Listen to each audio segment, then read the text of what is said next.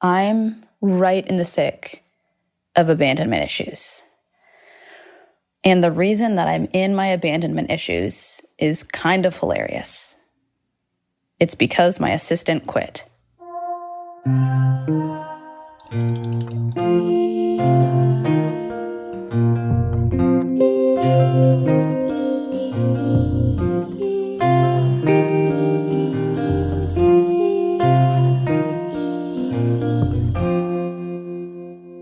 So it happened yesterday where she was like, hey, can you talk on the phone for a sec? I was in the middle of stuff and I was like, can you text or voicemail? And she goes, no, can you call? And I was scared. I went in for some health appointments last week. And so I was scared, like, oh, fuck, did my results come back? Like, what's going on? I was kind of scared. And I always go, I often go to worst case scenarios. I catastrophize. So that was happening. I was like, let me just call and get it over with, trying to tell myself, I'm sure it's fine. Lo and behold, it wasn't. It was not fine. It, in fact, was not fine. Would a fucking tumor have been worse? Yeah. My assistant leaving a close second? Yes. I loved her. She was awesome. She was so responsible, so on top of it. I just felt like I could trust that she was going to handle it. Whatever it was, she was going to figure it out. She was going to take care of it in a timely manner. And I envisioned working with her for a long time. Like, I envisioned her role in my life, in my career rather, changing and us working more together in other ways, in expansive ways. And I just felt like she's so good. Like, I want to find ways of continuing to work with her and build that out. Oh my God, these fucking planes. You guys, I've literally stopped and recorded this like probably 15 times at this point, or 3.5 minutes in. 15 times I've stopped because the planes are going overhead. I don't know what's happening. Stop. Literally, I swear to God, a plane never flies overhead until I start recording the podcast. The moment I start recording the podcast, the automatic fan fucking turns on. Lord knows why. The planes start going over. Like, I just want to scream at the sky. Like, okay, it's gone. No screaming at the sky necessary. So I thought we were on like a good path. I thought this was good. I thought things were going well. So cut to yesterday. I think that we're going to be calling and I don't know, I'm like, is it health results? What is it? Okay, don't know. It's probably not. It's going to be fine. And then it is genuinely bad news for me, which is, that she's leaving. And I did feel pretty blindsided. I didn't know that she was considering leaving, having concerns, unhappy. I didn't know any of this. And I understand why she would be like, it's not, I can't imagine what she was doing was fun. I can't imagine like dealing with scheduling plumbers and health appointments and getting like, that's not fun. I agree with her choice to move on. Like, she made the right choice, but also I'm really bummed about it. I thought she was amazing. And I felt blindsided, and I was realizing how it didn't feel like this at the time, but after the fact, I was realizing how funny it is that I was viewing it like a fucking breakup. Like, she's nervous and then I'm nervous. Like, the second that, she was like, so the podcast came out, seems great. And then she's like, so, and the second she says, so, I know it's coming. My ass cheeks clench. I get nervous. I'm like, oh, fuck, she's quitting. And she starts kind of like stumbling through it. Her voice is shaky. And I'm like, I'm trying to make my voice not shaky. And I'm like, I'm proud. And I don't know fucking how to do this. I feel like I don't know how to do normal job stuff. Like, I don't know. It's weird that I'm anybody's boss. That's weird. So she's like, her voice quivering, and then it's like my turn to talk. And I'm like, I respect your decision. I completely understand. She said that she goes, oh yeah, the lifestyle of like entertainment industry, it's too precarious and uncertain. And you have to make too many sacrifices. Like, I've been soul searching and I really want to move on. And so she took a job at a different, unrelated, in a different field.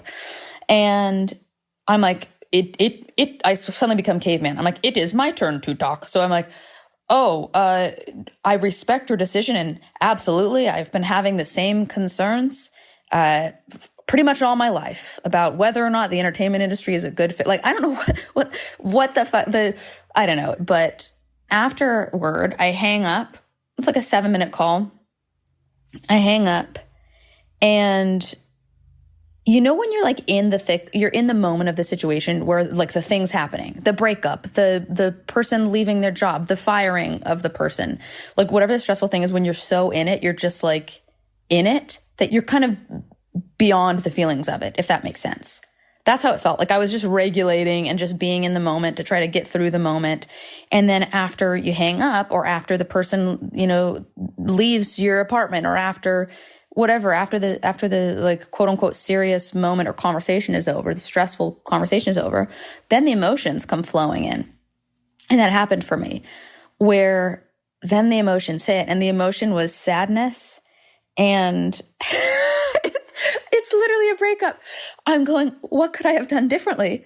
What should I have done? How could I have known? What could I have controlled? It's like, it's pathetic and hilarious. Oh my God. And here fucking comes another plane, right on cue. So she quits. I get off the phone and I'm starting to feel it. I'm feeling sadness. I'm feeling loss of control. What could I have done? Powerlessness. I'm feeling some anger, honestly, which it's like, that was the first sign for me that I was like, oh, this is past stuff coming up. This is not about this situation, because she has been 10 of 10, phenomenal, fantastic, great in every way. I would not say this if this was not true. I could not say this with a straight face if this was not true. She's been amazing. So the fact that I'm like feeling anger at this situation was really telling to me. And that really, really was communicating to me, okay, this is something that's like, it runs deep. This is something where there's history, where there's a past.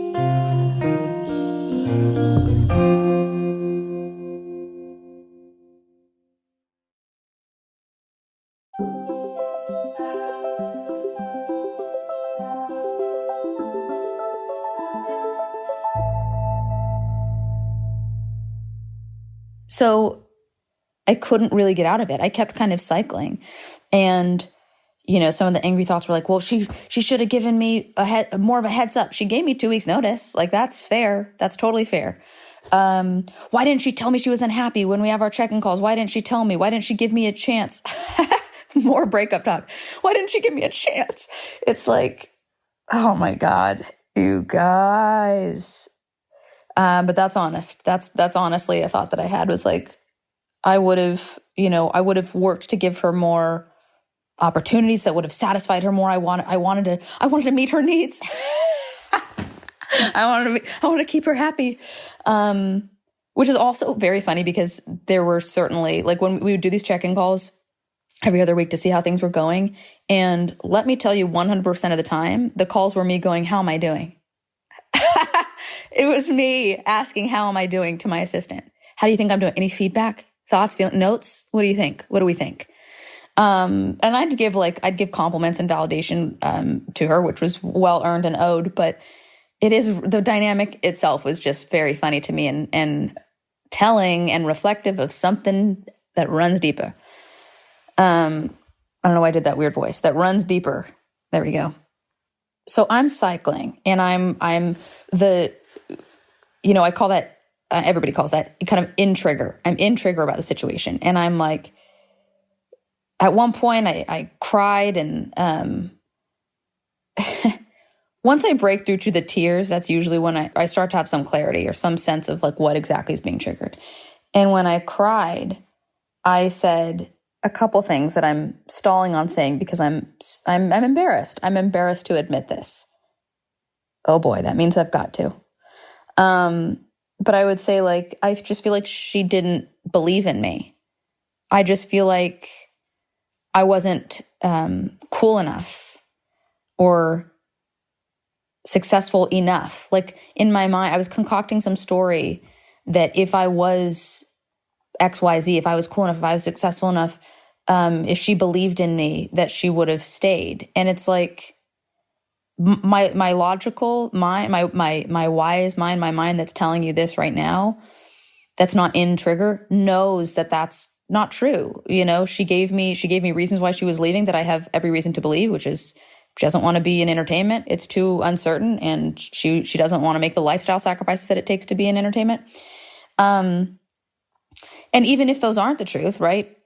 Seeing just a different side of it, even if those aren't the true reasons, I can think of 15 other reasons besides her not believing in me or thinking I'm fucking cool enough that would make somebody want to leave. Biggest one being, it's not fucking fun to be an assistant. Like, hello, what am I thinking? Of course she quit. Anyway, it has been given me quite the laugh that I viewed my assistant quitting as a breakup of sorts, and that I was triggered and on the level that I was around it. That I feel abandoned. Yes, this is another thing when I was crying. I was like, everybody leaves. Just okay. But like, also to I guess honor the trigger, honor the emotional state of that, honor the intensity, because that came from somewhere, right? Our triggers don't come from nowhere. That got in me for a reason, which is I have a lot of evidence in my past that, yeah, if I'm not successful enough, if I don't fulfill whatever a person's needs and expectations are of me, that they will leave. I have a lot of evidence of that. But also, as my adult self, I have a lot of evidence of supportive environment, supportive people, solid, sturdy people who will stick with me regardless. And then one other layer is, let's even just go all the way in there, all the way into the trigger area. What if she quit because she didn't think I was successful enough or cool enough or didn't believe in me? That's still just her perception. That's not the reality. That's not reality. That's not the reality. That's just her perception of the situation. Worst case scenario. I don't believe that she believes those things. I believe that was the triggered part of me that believed she believed those things. But still, I'm just saying, even if that were the case, like, so fucking what? So that's where I'm at with this. She does have, a little shy of 2 weeks left. And it feels awkward. It feels like we're still living together but broken up kind of thing. Where it just feels awkward. She'll text about something and it's just like the knowledge that she's not going to be there in 2 weeks hurts. It stings. It stings. The reality of where I'm at today is that I feel abandoned by my assistant quitting. Oh boy. Wish me luck, guys. That's where I'm at. That's all I've got. And I need to find a new assistant. Let me know if you have any suggestions. The job requirements are at least 2 years of relevant experience, absolute competency, and somebody who will never leave me.